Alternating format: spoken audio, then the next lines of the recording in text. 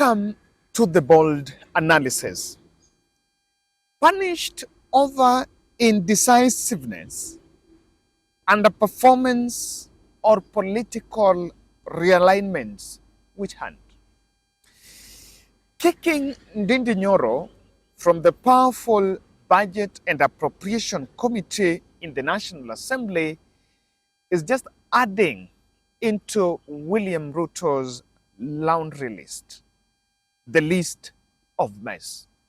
And in this podcast, I will look at why Ndindi Nyoro has again rejected another offer from the president, a very clear sign that the Kiharu Member of Parliament decided to reset ties with William Samoei Arap Ruto, a man he spent time to campaign for in the last general election, and how Nyoro, who was actually touted as William Ruto's eye boy, has decided to dump his friend. Before we delve deep into that, I want to remind you and first start saying thank you. Today on Thursday, 6th, Thursday 6th day, we are in the home stretch of our Kakamega project here. For those who are listening for the first time, we were building houses for these elderly women you are seeing in this video that have been forced to stay in one room, to share this room, even in its condition, because their house, one of the ladies there, one of our grannies there, where she used to stay, the house was actually destroyed and it became inhabitable. So they had to come and share with a friend, still old granny, and they'd been staying there for a while. So when this matter came to us, we decided that in this month we were going to build a house for them. So what we have so far is the 3 houses are already standing there. We've done the roofing, we've done the walling, and the community have really arose for this project. That is one thing I can tell you. Nisimama. Mimi hakuna nyumba. Mimi nataka kama Mungu nakubali usaidie nijengee nyumba. Naweza shukuru. Kwa maana hakuna uwezo. The only pending thing we want to do, of course, today in the evening, is to ensure that we put the windows and the doors. That is the only pending bit now that is remaining today. And I want to say thank you. I've also realized that they don't have mattresses. So zile vile watalala, actually all of them. So as part of our gifting in this project, we gave mattresses in Kilifi, we gave mattresses in Nyandarua.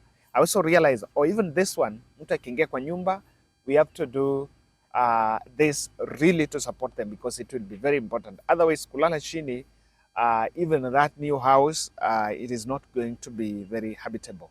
And so that is why I'm reaching out to you to the last mile. We are finishing up today.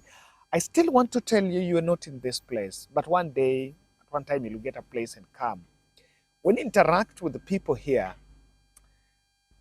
what we have done here is something that, to myself, I go back to Nairobi with a very great sense of satisfaction that as a team, we've pulled together, we've mobilized for the last 1 week, and successfully the 3 houses are here. The way these houses are very huge, the 3 houses are there standing tall. And we raise our heads up going back to Nairobi saying we have done something. We are not just part of the campaign of the complaint battalion, but we are also offering solutions when community calls us to support. Thank you for that, and I hope that we will achieve this target.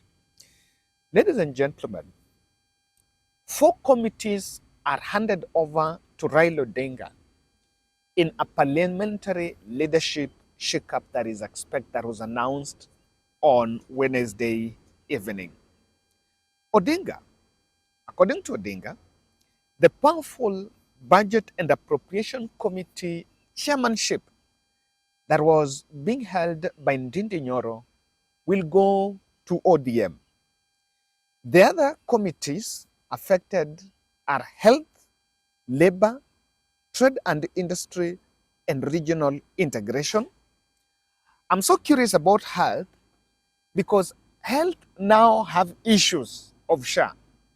So I'm wondering who is this ODM MP who is going to take over health and then is coming to defend SHA, a scheme that any other Kenyan, that Kenyans are really raising questions about. Ndindi Nyoro has been requested, of course, has been retained as a member of that PAC, remember, of that Budget Appropriation Committee. That Budget and Appropriation Committee is one of the most coveted committee, and it has a membership of 27. So Nyoro has been reduced from his tenure as a chairman has been dropped, and then has been reduced as a member.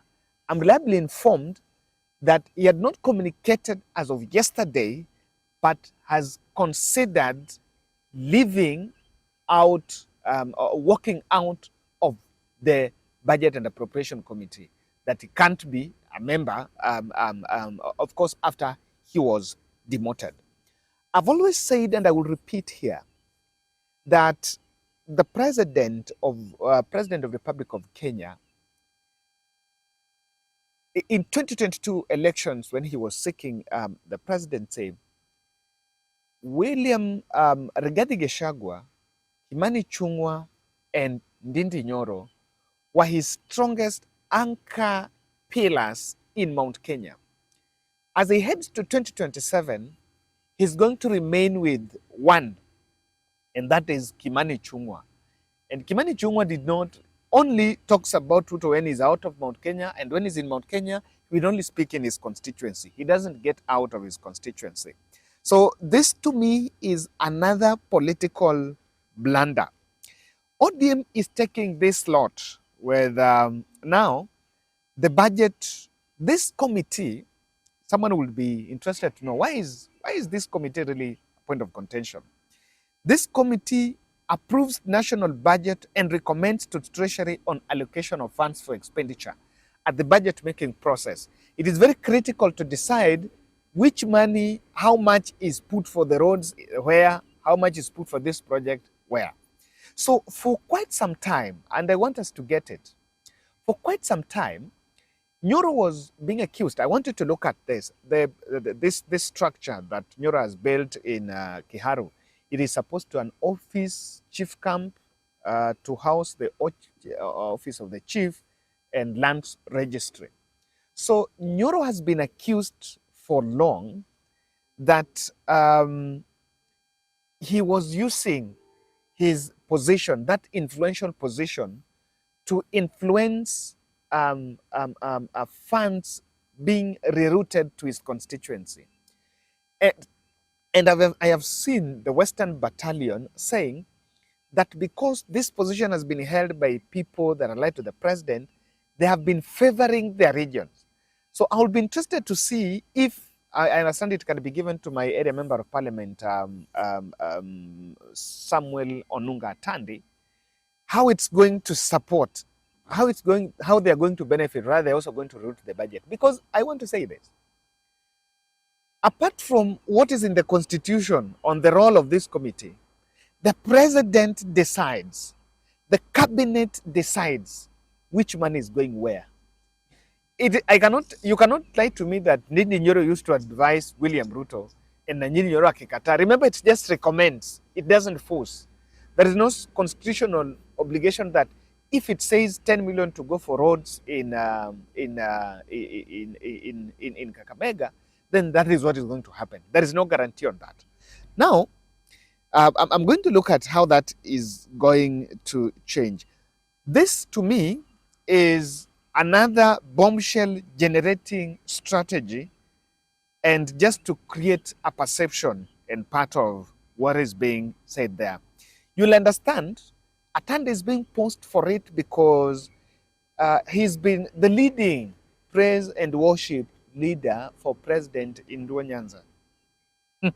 We want to thank the President of the Republic of Kenya for, first of all, appointing our sister as the Attorney General, the first Luo Attorney General, the first female Attorney General. We can't thank him more, and we'll thank him more and more for putting her in that position. She's competent, she's able, and all of us are supporting her, and we are supporting the President.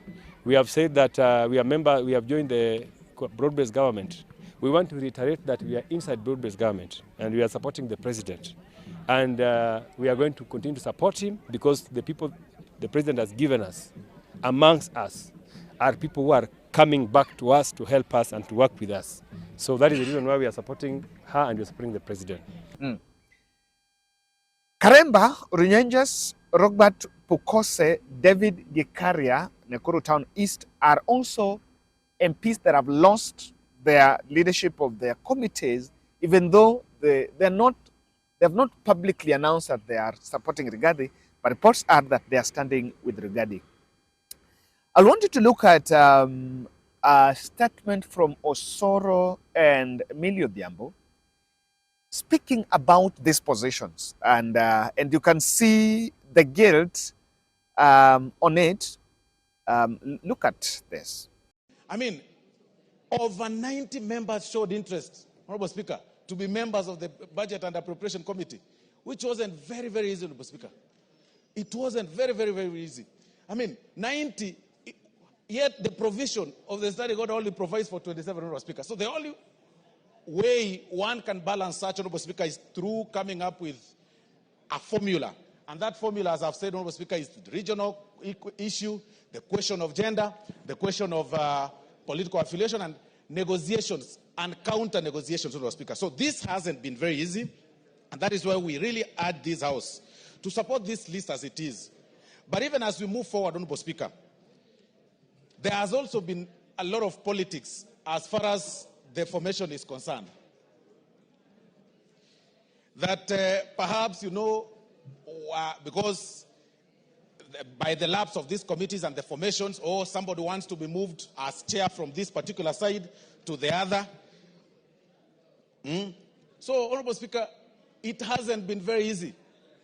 And I want to say that it is this House, it is the members that have been selected upon being passed by this House, Honorable Speaker, that, that will sit down within 7 days and elect their own chairs, Honorable Speaker. Let it never come out there for political reasons that, perhaps the leadership is going to have so-and-so appointed as chair, so-and-so ejected as chair. I mean, those powers are not a preserve of the House leadership, Honorable Speaker. But, Mr. Speaker, there are also members that have shown different interests in different other committees, and there are also some vacancies that were rising either because a member has passed on or because a member lost the seat. And so, Mr. Speaker, we have done that as well. Mr. Speaker, one of the things I would wish to indicate is that when we are doing this process, I requested our side for members to show interest in different positions. Mr. Speaker, more than 40 members indicated interest in changing committees. And Mr. Speaker, with that in mind, and again, I think the majority whip indicated that most members were interested mainly or primarily in 4 committees, including one committee in which I serve and have actually had to let go of the committee. And Mr. Speaker, despite that, you will still find that members are still, some members may not feel like their interests have been met. We just wish to indicate it would have been my wish and my choice that everybody got what they wanted, but unfortunately the positions that are there are not enough. I would also wish to indicate, Mr. Speaker, that members can also borrow from me. Last Parliament, I was only in one committee, but I'm here again still serving my 4th term. So sometimes it's not committees that make a difference. It's the work you do in this House, and it's the work you do for your constituents.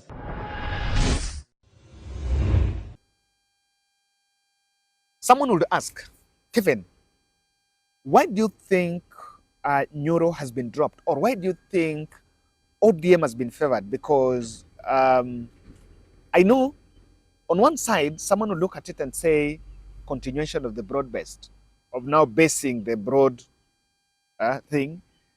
I did say that court ruling that majority, Azimio is majority, it was very strategic. And to some extent, I think it was procured to trigger all this because someone wants ODM to get entrenched in it. And even if you know the law is also going to be bent on your side, there are some few things that the president wants to achieve by these changes. Number one, he wants to trigger, we are in government narrative. We are in government. Remember, someone like Atandi was saying, tuko kwa hii serikali inakwanga tu mbaya ukiwa nje, ukiwa ndani uko ndani. Now, if that was just, they were talking and they were just supporting the bodies and the CSS. Now they've been given the powerful Budget and Appropriation Committee chairman. I'm telling you, it is not going to be easy. It's not going to be business as usual. The other second thing Ruto wants to achieve is to lessen. He wants the ODM wing to feel the sense of belonging, to lessen the pressure on presidency. Remember, there is a plan that probably Raila Odinga will vie, and there have been calls for Raila Odinga to give it a trial. So they want to lessen that pressure that it will not now be important that Raila to vie. These MPs, remember, they've never been so interested in Raila presidency. The issue is to get Raila access on Ruto's defense. I'm telling you, in the next couple of months, it will be interesting to see how taxes are passed, and it is the ODM wing that are now supporting those taxes, or rather even the finance, or even other, the SHA.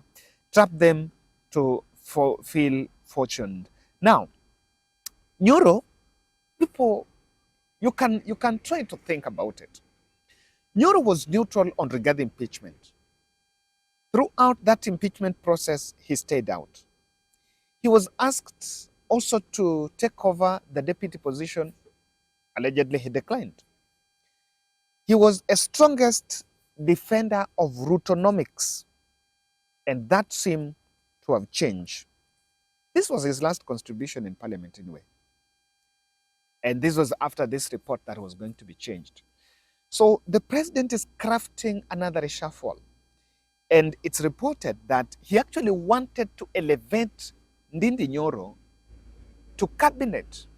Remember that reshuffle, one person is going to make his way out, Justin Muturi. The president is not under pressure to replace Justin Muturi by someone from Embu or that eastern side because they already have the deputy president.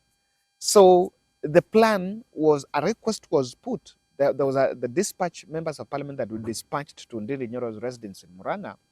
And one of the proposals was also to give him a cabinet slot. Even as he leaves this, he'll be taken to the cabinet because the president, I think, is uncomfortable by the fact that there is an element of neutrality. But that seemed not to have worked. And Nyoro has clearly declined even to take that cabinet slot. Even a time comes that the discussion is centered around him being kicked out of that committee. Nation reached out to Ndindi Nyoro yesterday, of course, looking to his response about it and whether he had approved. It understood he never negotiated. Remember, even as this was going on, Ndindi Nyoro never negotiated by saying, they're amongst the team that have sent Shoko's letters that show us why we need to retain you as the chairman of the Budget and Appropriation Committee. He never negotiated, saying, he never responded. In fact, he told them, you just do as you want. That was the notion. That was his reaction to the move that was going to be impeached. Just do as you react. I'm not going to beg. I'm not going to ask for it. There are four observations I want to make. He seemed to have broken ties with the president completely and decided he's not going to engage the president further. I think it's because having served at the back, the Budget and Appropriation Committee, he has a wider view of Ruto regime that things are not working. Secondly, Nyoro is avoiding the moment of campaigning with the president again, especially moving with policies in Mount Kenya, is a big trouble.